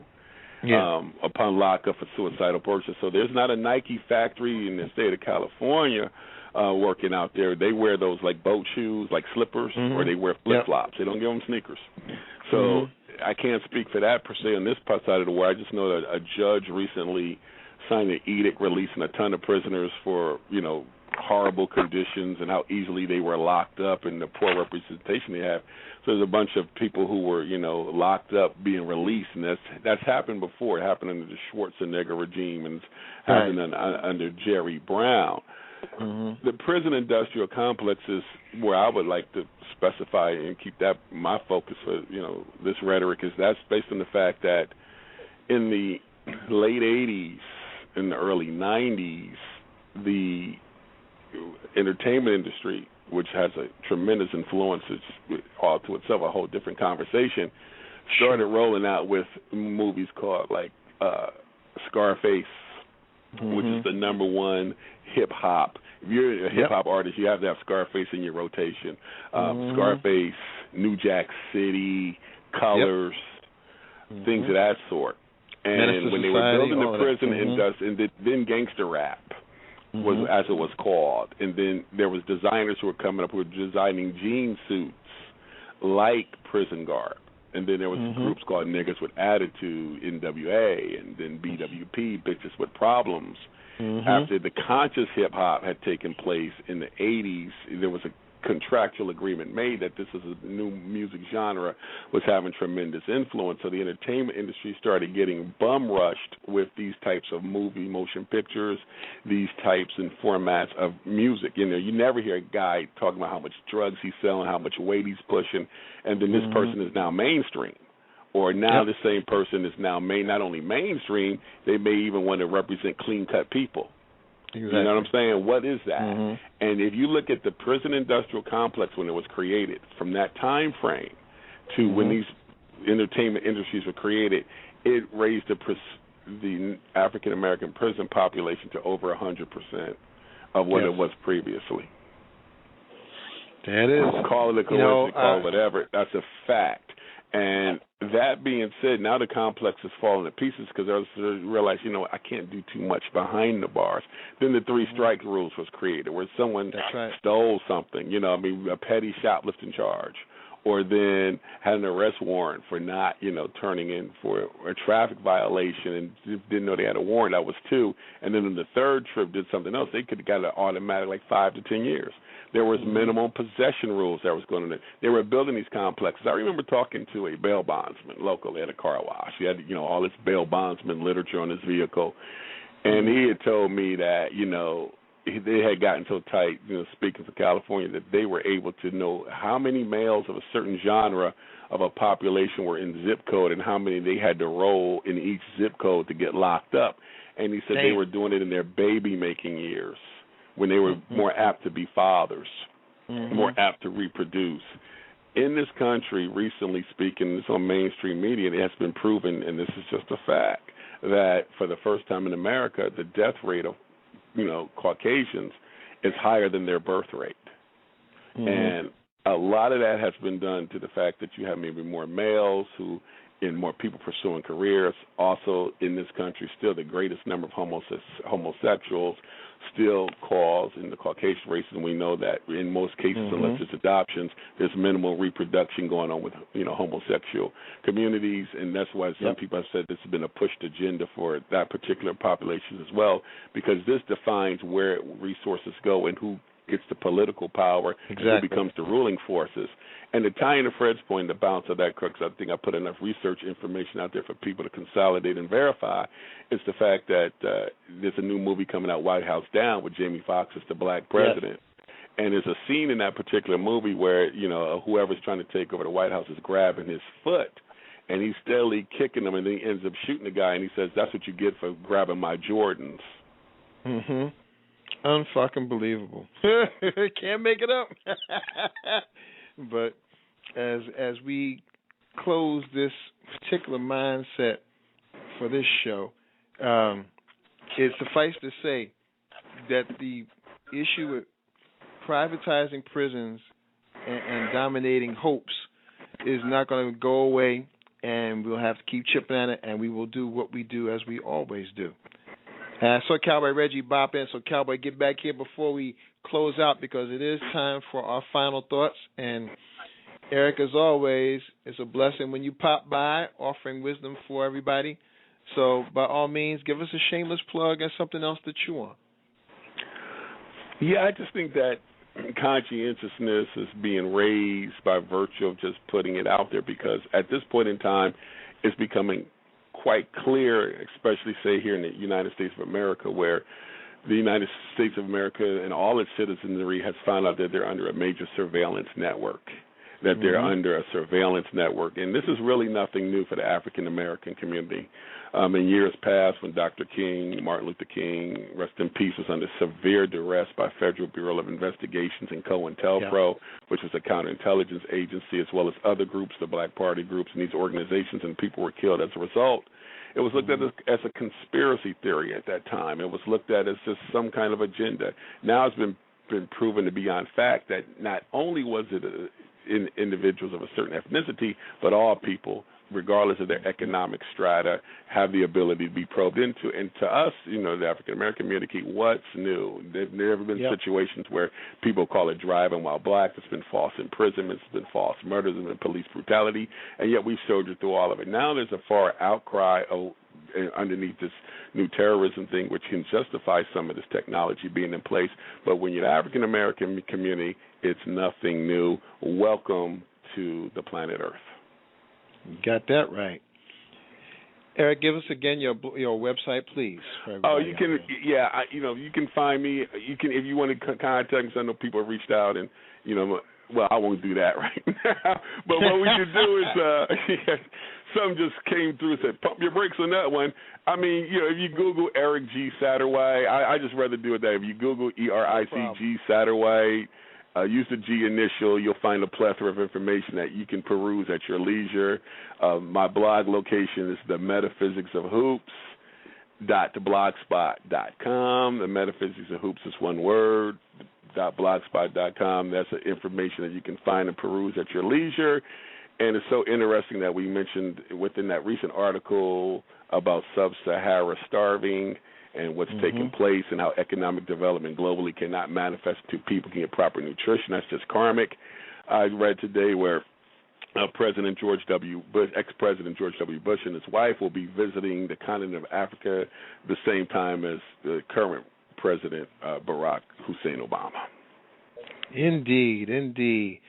Cowboy Reggie. Well, before I go to Cowboy, just a programming note. We will have our music show for Black Music Month this Sunday, featuring great vocal performances. So everybody who's kicking back, 9 to 11, we do our thing. And, of course, at the end of the month, the Beggar's Banquet. Also, my first book, Imitation in Life, is now available for sale on Amazon.com. You get a lot of what you just heard over the air here and a lot more in print. Sports, politics, music, my take on it, using the wave of media through the movies and providing the punchlines for some things that really aren't very funny, but I hope very informative and eye-opening to you. Again, that's Imitation and Life, available on Amazon.com. Cowboy, throw something in the pot, baby, and then you got to saddle up. Well, we appreciate it. And I know you're up against the wall, my man, but it's the reason why black politicians always been raked over the cold and hit an ethics violation. Unlike we as black people, we don't put our money where our mouth is. And unfortunately, the Tea Party, what do? They had the same Barry Goldwater plan service, open their checkbooks up and back them. That's why we had the craziness going on today. And you ask a black person today why should they get in politics, what they go through with their sports analogy, why in the hell anybody indecent want to get into politics? They bring up everything from now you being your grandchild to everything about what you did when you was 4 and 5 years old. So I say again, we got some problems, ladies and gentlemen, because the Europeans are looking at blacks as being cannon fodder. They say, why should we deal with you when you guys didn't come out and vote? Here in Virginia, the last Democratic precinct, we had less than 5% of the people come out and vote. That's why we got a sorry-ass Terry McCullum, a Clinton regime, and now we got this guy, Jackson, which everybody needs to Google. This clown said, and I quote, in Richmond Town Dispatch, Thursday paper, E.W. Jackson, Reverend E.W. Jackson and Attorney E.W. Jackson of the Tea Party, Republican Party here in Virginia, running for Attorney General, that black people had more damage done to them by welfare than slavery. And I'm like, well, excuse me, that's in my check. More Europeans are on welfare than black people. But see, this is the type of misguided information that's out there that he's allowed to get away with without getting checked. And we walk around saying, well, you'll see who's winning the basketball game. Let's look at the American housewife or this other garbage. We've been desensitized. So all I'm saying, again, is support this show and many others like it. Because the bottom line is, as long as the Coke brothers, other people have their way, brothers, we'll be back in slavery. Sports Talk every Saturday from 1450 WCN Radio at WCNradio.com with the Professor Tony Cobb, the Psychic Glenn Brown, and the Hall of Fame Coach Anderson, and some guy named Cowboy Reggie. Appreciate it, my man. All right, Cowboy. Thank you. Professor, as always, serving up good stuff for the pot. Give me a final thought and a shameless plug, please. Well, I'm sure Eric has heard of the HBCU Heritage Hall of Fame and Museum that Coach McClendon was working on at the time of his death, almost 14 years ago now. And I was looking around recently and discovered that, hey, that can still be done, it should still be done, and it now must be done. So I've launched a project and still in the formative stages of launching it. But one of the sticking points was always the financing. So what I've decided to do is take the cells of a couple of projects I've worked on. One is Black College Alumni American Role Models, which is a book on highlighting graduates of HBCUs. And the other book is the Black College Sports Encyclopedia, which will take care of the sports side of things. What I'm going to do is take at least a third of the income from each of those books and do the project that Coach McClendon had started actually back in the early 90s. And I worked on it with him for about 4 years, and we were making some progress, but then his health started failing in 99. But, that's something that can still be done. So for those who want to support that effort, simply go to www.blackheritagereview.com. You can purchase Black College Alumni American Role Model. The first edition is ready, as well as the Black College Sports Encyclopedia, which most of the people on this show have read already. At least a third of the income from those books will go towards building the HBCU Heritage Hall of Fame and Museum. Thank you.